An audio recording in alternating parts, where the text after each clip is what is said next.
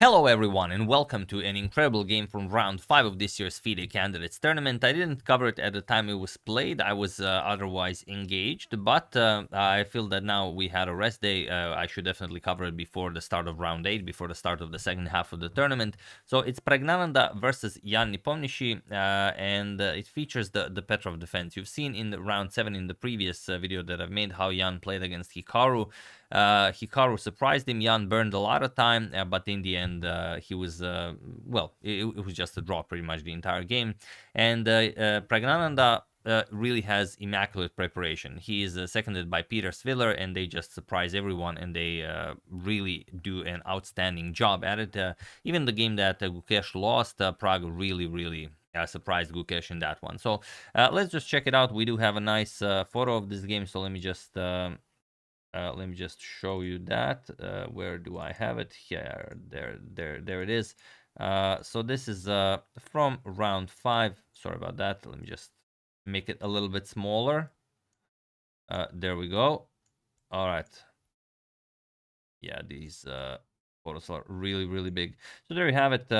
Nepo and Prague. Only the first couple of moves have been played. The pawns have been traded off in the center, and not a lot is happening. As usual, if you spot anything out of the ordinary, mention it in the comment section below. Now let's check it out. Prague with the white pieces opens with e4. We have pawn to e5, knight f3, knight to f6, and knight captures on e5. Classical variation against the Petrov. We've seen also d4 here. Pawn to d6, knight back to f3, and knight captures on e4. We have d4, d5, bishop to d3, bishop to d6, not c3, first castles, c4 and c6. So the same as in the game against Hikaru, and there we mentioned that knight to c3 is the most played move, but Hikaru went for queen to b3, and that then into that weird line where he captures the rook, but Nepo gets some sort of an attack. But here we have knight to c3, knight captures, b captures, and now d captures on c4. Fighting for the f5 square, so just bishop captures on c4 and bishop to f5. Nicely developing both of his bishops. Bishop to g5 attacking the queen, queen to a5. Putting pressure on the c3 pawn, and knight to h4.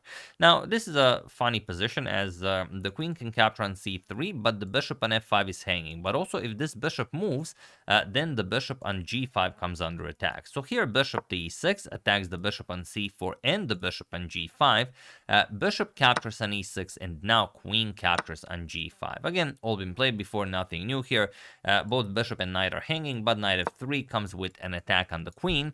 Queen to a5, and now bishop to h3. And here, the position has been reached quite a few times, but everyone played queen to c7 in this position, but not Jan. Jan just goes after the pawn. He plays queen captures on c3, and it is now, as of move 16, that we have a completely new game. And neither of them burned any time here. They've spent 5 minutes reaching this position.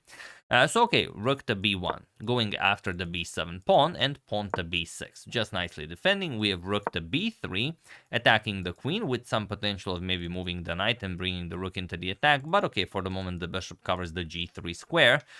Queen back to a5, and here pawn to d5. So this is all preparation, and even up until this point, Prague still spent maybe 5 minutes reaching it. And here comes the real thing of the game for Nepo. So Nepo either doesn't know this position, or he saw it somewhere and then he tries to remember it, because here Nepo spent 40 minutes for his next move, and he just played c captures on d5. I know this is very funny for some of you, because you just say, you spend 40 minutes thinking and then you capture a pawn. But it's very complicated. To give you an example, what's the threat here? Like, why is Prague playing d5 at all? Let's say you just play queen captures on a2. Well, then the idea is bishop to f5. Okay, you put pressure on h7, you see that some knight g5 ideas, maybe queen h5 are happening. Then you play g6, and then comes knight g5.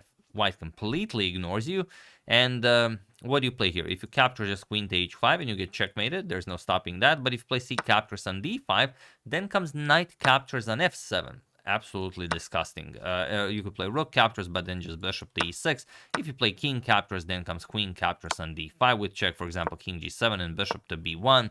And well, you're not gonna be able to survive this. The queen is attacked, the bishop is hanging, the rook is hanging.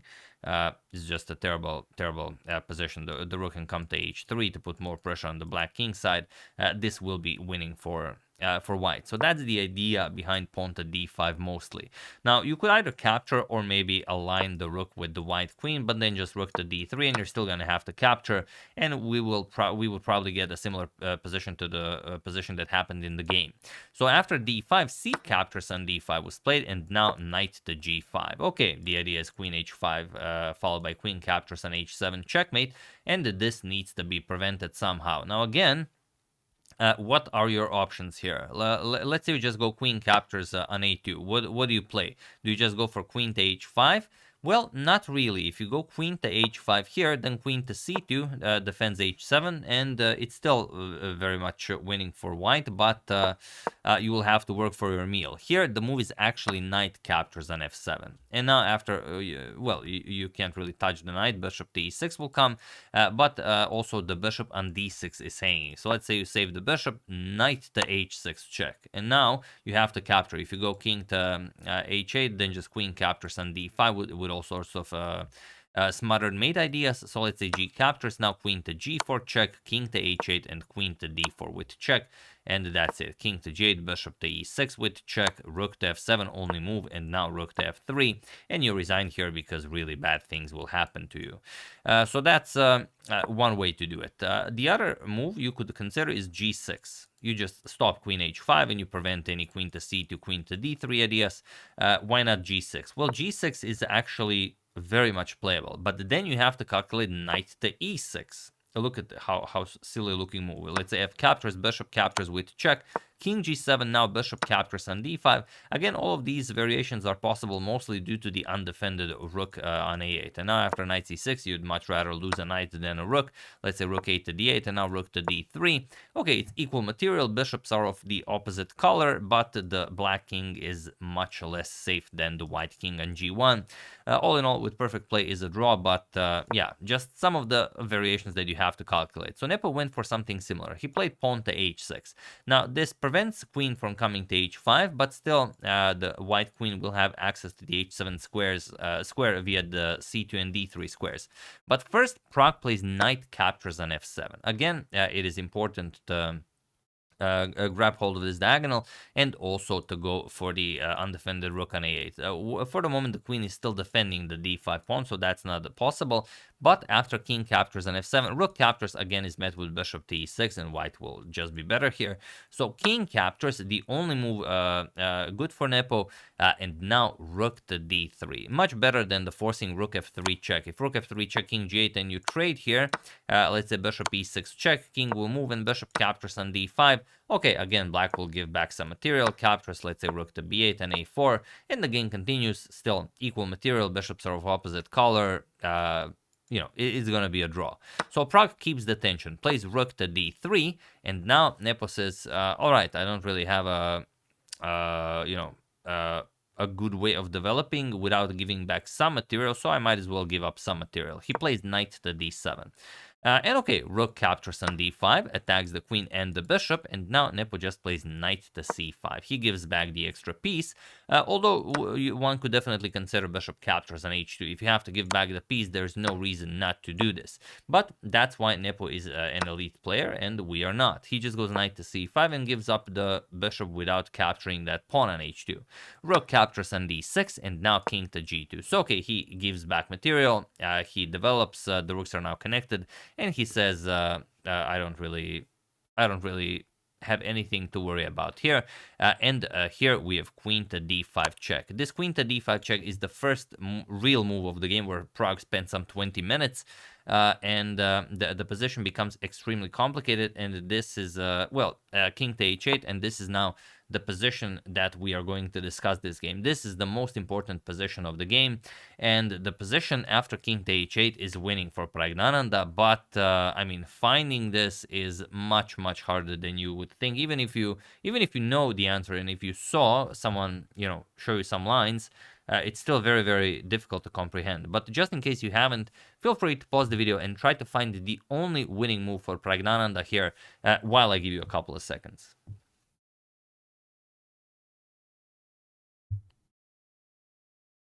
So for those of you who were able to do it, congratulations on spotting this brutal line. And for those of you who just want to enjoy the show, it is queen to e5. That's the good stuff. Queen to e5 with the terrible threat of just rook captures on h6. And now, what would happen here is what can happen here? Let's say you just allow this. Let's say you play rook a8. Well, then you capture on h6, and after king to g8, you play queen to d5 with check. And this is the only line that wins for white. Rook to f7, and now you play rook to h8 check. King captures and queen captures on f7. And okay, it still seems like white is only up a pawn, but the rook is hanging. So what do you play here? Okay, let's say rook to e1. You go after the rook here. Now comes queen to f8 check, king to h7, and the bishop to f5, and you go after the black king. That's just it. King to h6, h4. You now control all of the squares here, and queen to h8 will be checkmate. There's no defense here. You can take this rook on f1. You can give a check. Let's say king g1. Bishop covers b1, so there's no check, and queen to h8 will be checkmate on the next move. So that's what happens if you're not careful. But let's say you play the absolute best moves. How is it winning if you play the absolute best moves? Queen captures on a2. Okay, now capturing on h6 would not really go a long way, because once you go to g8, you no longer have control over this diagonal, as the black queen controls that. So what you would play after queen captures on a2, and why I believe Pragg did not go for this line, is bishop to f5, the only winning idea. And now, okay, now rook captures again is the threat, and the bishop will now be very strong here. King to g8 stopping rook captures on h6. Now bishop back to b1. The only winning idea. The queen is hanging, and once the queen moves, you bring the queen back to b2. Now you threaten bishop to a2 to win the black queen. And after queen to f4, now you play queen to a2 check, and after king to h8, queen to c2, and there is no stopping queen to h7 now. It will not come with checkmate, but it doesn't matter. It will force the black king out into the open.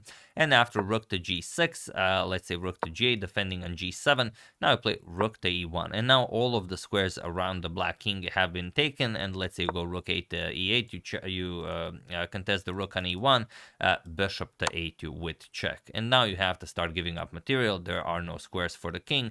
You will play rook to e6, but it doesn't matter. Just bishop captures, and after knight captures, you will play rook g captures on e6, and that's it. You're up a full rook, and of course in a completely winning position. There's nothing to be done here.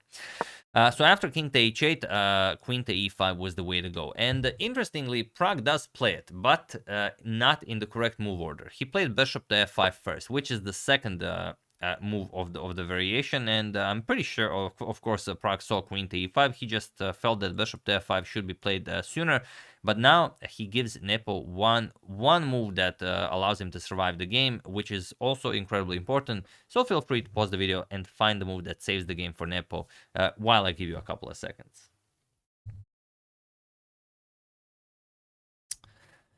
You have to move the knight to a very tricky square, and that is knight to b7. You could also play knight to a4, but that just allows Pragg to mess up the pawn structure, and he will still be pushing for the win. But after knight b7, there's just no way to keep the game going. Of course, you can play rook captures on h6 check, but it doesn't really do anything. After rook captures, g captures, yes, you opened up the black king, but there's no real way to do any damage. Queen to d4 check, the king goes to g8, now you play queen to g4 with check, king goes to h8, and again queen to d4 check. You're going to have at most a perpetual. So after this knight to b7 move, what do? The queen is attacked, the rook here is hanging, and also if you take the knight, then just queen takes bishop. And if you allow this, queen captures on b7, queen captures on f5, then you solved all of black's problems. There's nothing more to worry about here. Material is equal, all of Nepo's pieces are now developed, and that's pretty much it. So there's nothing better. Pragg decided to trade queens. He played queen captures on a5, and now Nepo recaptures without even ruining his pawn structure. Knight captures on a5, and while Pragg is still much better on time, he's hour and 11 minutes, Nepo has 34 minutes on the clock, but the position is now very much manageable. manageable. But still, the bishop is stronger than knight, so Pragg will of course push. G4. Knight to c4 attacks the rook. We have rook to d5, and now rook 8 to e8. Finally, the rook joins the rest of the pieces. We have h3, knight to e5. Going for knight f3 check. We have king to g2, pawn to g6. Chases away the bishop, bishop c2, and now even pawn to g5. We have bishop to f5, and rook to e7. Rook to d6 goes after the h6 pawn. King to g7, just nicely defending. We have rook to e1, and rook to f6. We have rook to d5, and now knight to g6. And well, the bishop can definitely be considered stronger here. But if you allow the knight to come to f4, which is a dark square, it can remain there forever. So in this position, the bishop is still stronger. But once the knight lands on f4, that becomes a monster knight. So you definitely want to trade here. Bishop captures was played, but not yet. First, the rooks were traded off the board. Knight captures, and now rook to d7 goes after the knight. King to f8, and now bishop to e4. So you could trade, or you could make the knight less useful. And if the knight returns, then you're gonna trade. Pawn to a5. We have king to g3 and knight to g6. And now, of course, you will not allow knight to f4. Bishop captures, rook captures, and pawn to h4. And this is now ready to be called a draw. Rook to c6, h captures. We have rook to b7, and here just pawn to a4. And he was in this position on move 44 that Praggnanandhaa and Nepomniachtchi agreed to a draw, as there is nothing more to be done here. The material is equal. Both of them have plenty of time now that time control has been reached, and what a complicated game this was, and one that could be incredibly important for the standings, because these are the standings after 7 rounds have been played. Jan is leading the tournament by half a point, and had Praggnanandhaa won this game, he would be the one leading with half a point. But okay, we can't really think about it like this, because the rest of the tournament would not. I mean, it is the butterfly effect. So, but yeah, it would be interesting. Could be very relevant to who becomes the challenger for the world championship, and also for who becomes the world champion. This was the position after Jan played king to h8. Jan didn't see it, Pragg didn't see it, and pretty much I'm sure no one would see it. I mean, you and your uncle would of course play queen to e5 to throw in a nice cheapo, but sometimes that cheapo is actually the only move that can win you the game, and perhaps the candidates tournament. That's the game. I hope you guys enjoyed it. I would like to thank MPU Consulting, Shai Gross, Jeffrey Cook, Jacob Gonzalez, and Ashish Yole for your contribution to my channel. Thank you a lot. I really appreciate it. As usual, you can check 2 of my previous videos here. Thank you all for watching, and I will see you soon. Continuing to check up on your wonderful suggestions, but mostly covering the FIDE candidates tournament. So thank you all. I will see you soon, and have an excellent rest of your day. And if you still haven't, do check out our Improve app for improving your chess. First link in the description below. See you soon.